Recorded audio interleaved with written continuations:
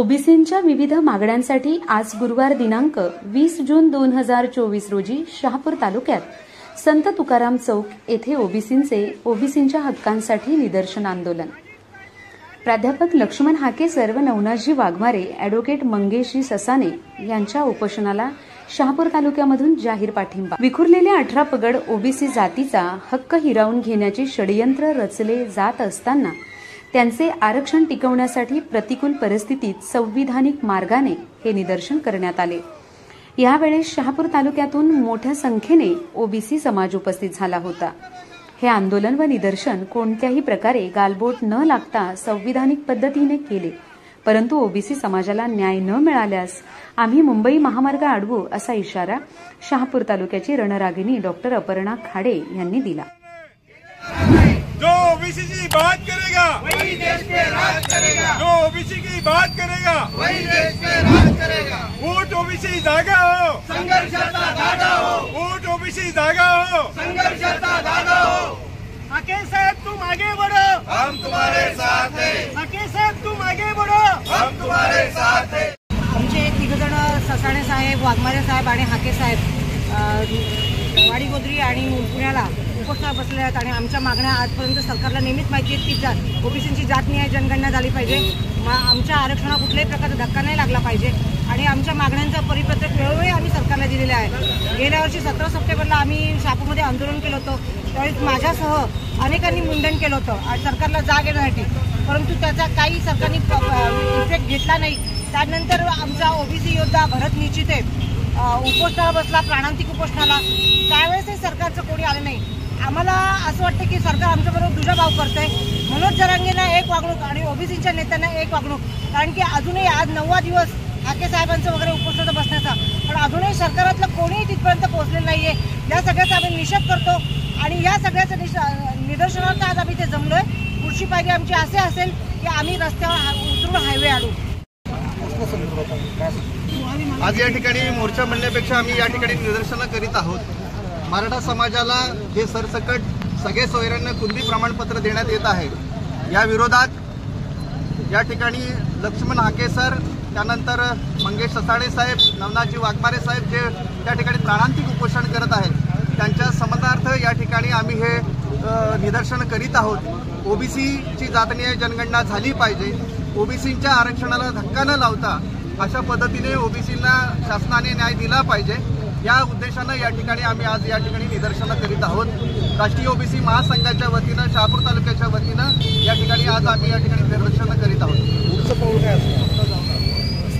तर या ठिकाणी आम्हाला जी ताकीद दिली जाते की भविष्यामध्ये जर मराठ्यांचं ओबीसीकरण जर केलं नाही किंवा मराठा समाजाला ओबीसीमधून आरक्षण मिळालं नाही तर 288 विधानसभा क्षेत्रामध्ये जे आमदार राहतील ते त्यांना पाडलं जाईल.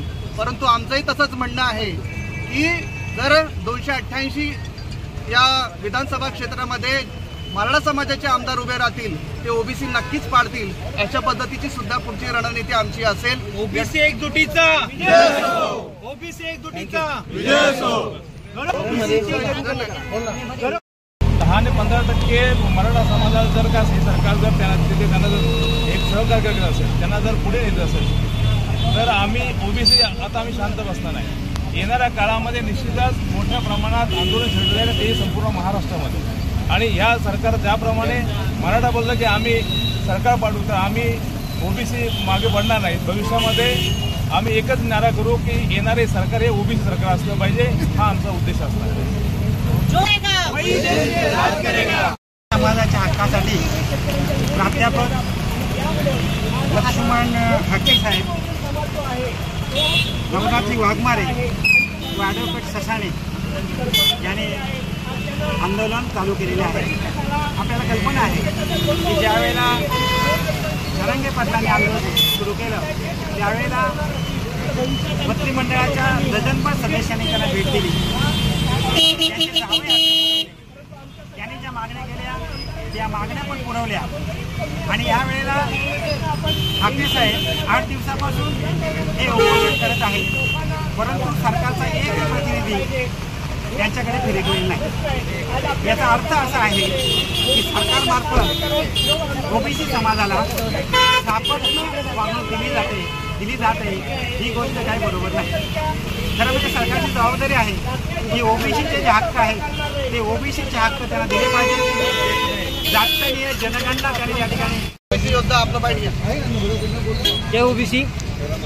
आज जालनामध्ये आणि पुण्यामध्ये माझे बांधव लक्ष्मण हाके, वाघमारे सर आणि ॲडव्होकेट सासाने सर हे उपोषणाला बसले आहेत आणि त्यांचा आज 8वा दिवस आहे उपोषणाचा।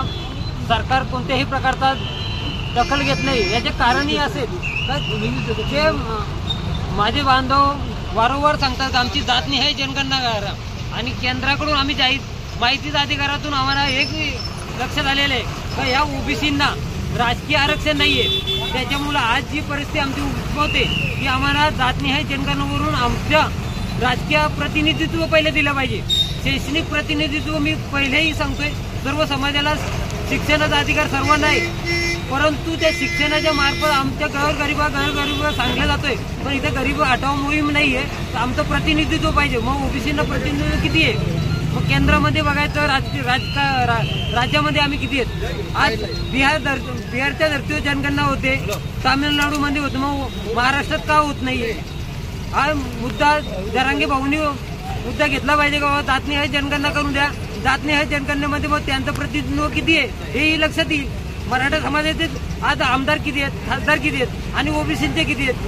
अहो जरांगे कितीही बोलला तर आम्ही ओबीसींना पाडू। अरे ओबीसींचं प्रतिनिधित्व किती दिलं जरांगे भाऊ हे आधी आम्हाला सांग।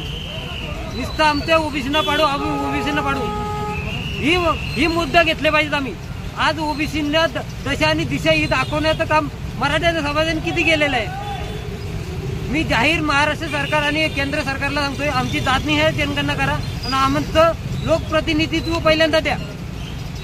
आज लोकप्रतिनिधित्व जोपर्यंत आमचा ओबीसींचा नाही तोपर्यंत आम्हाला आमचा लक्ष गाठता येणार नाही। आज ओबीसींची वास्तविकता दिशा ही केंद्र आणि राज्य सरकारने केलेली आहे। इथे थांबतोय। जय हिंद, जय भारत। नेते जरांगे पाटील यांच्या दबावाला घाबरून मायबाप सरकार यांनी 26 जानेवारी 2024 रोजी जो अध्यादेश काढला, या अध्यादेशामध्ये 58,000 मराठ्यांना कुणबी प्रमाणपत्र दिलं। त्यानंतर आता पुन्हा त्यांनी उपोषण सुरू केलं। त्या उपोषणामध्ये सगळे सोयरे सुद्धा यांना आमच्या कुणबी मराठा प्रमाणपत्र द्यावं असं त्यांचा दबाव तंत्र आहे आणि हा असा सगळे सोयऱ्यांना जर प्रमाणपत्र दिलं तर आमच्या ओबीसी बांधवांवर अन्याय होणार आहे। शिवाय दुसरं महत्वाचं असं का ओबीसीची जे भविष्याची पिढी आहे ही अंधारमय होणार आहे। यासाठी आम्हाला आमचे योद्धे जालन्याचे लक्ष्मण हाके सर जे उपोषणाला बसलेले आहेत यांना पाठिंबा देण्यासाठी आमच्या शहापूर तालुक्यातून पूर्ण ठाणे जिल्ह्यातून उपोषणं किंवा वेगवेगळ्या पद्धतीने निदर्शनं करून त्यांना पाठिंबा देत आहोत। धन्यवाद।